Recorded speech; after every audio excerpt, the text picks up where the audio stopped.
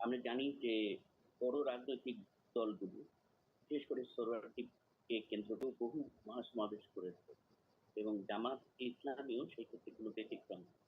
আমি মিটিং এ আহ, জামাত ইসলামের আমির জনাব শফিকুর রহমানের বক্তব্য মনোযোগ দিয়ে শুনেছি এবং তার বক্তব্যটাকে ওভারঅল আমার কাছে গঠনমূলক বক্তব্যই মনে হয়েছে যে আহ, তিনি গণ অভ্যুত্থানের কথা বলেছেন, গণ অভ্যুত্থানের প্রেক্ষাপটের কথা বলেছেন, যারা গণ অভ্যুত্থানের জীবন দিয়েছে তাদের কথা উল্লেখ করেছেন এবং সবশেষে তিনি যেটা বলেছেন সেটা হলো যে জামাত জামাত ইসলামী এই বিষয়গুলো তিনি পরিষ্কার করেছেন।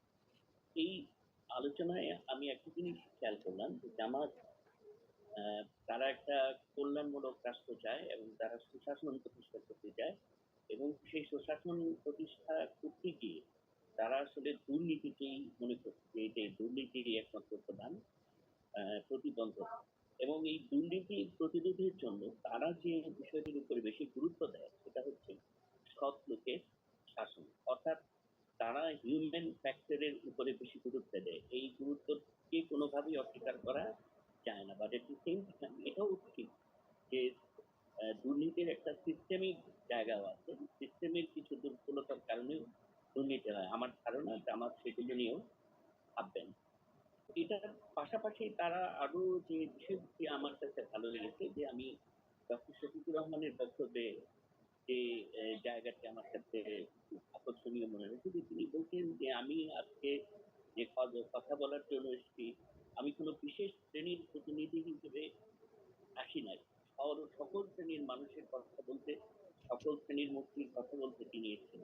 তিনি কোনো অভিজাত শ্রেণীর প্রতিনিধি হিসেবে এখানে আসেন। সর্বোপরি তিনি বলেছেন যে কৃষকের কথা বলতে এসেছেন, এমনকি রাস্তায় একজন পরিচ্ছন্নতা কর্মী কথাটাও তিনি বলতে।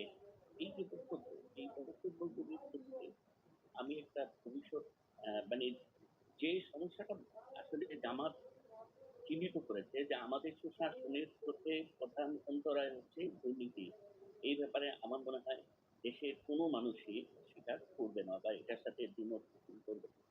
আমার মনে হয় যে জামাতের এই মহাসমাবেশ এমন সময়ে হলো যখন দেশ একটা নির্বাচনের জন্য অপেক্ষা করছে এবং আমরা যতটুকু জানি যে প্রায় সবগুলো রাজনৈতিক দলই একটা নির্বাচনমুখী প্রস্তুতি নিয়েই তারা তাদের যাত্রা শুরু করছে, তারা তাদের কর্মসূচিগুলো পালন করছে।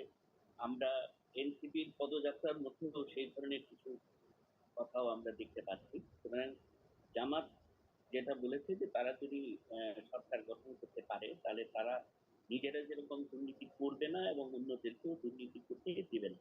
আমার মনে হয় এটা অত্যন্ত আমাদের বিশেষ করে গভর্নেন্সের কথা আমরা যারা বলি, শাসনের কথা বলি, সুশাসনের কথা বলি,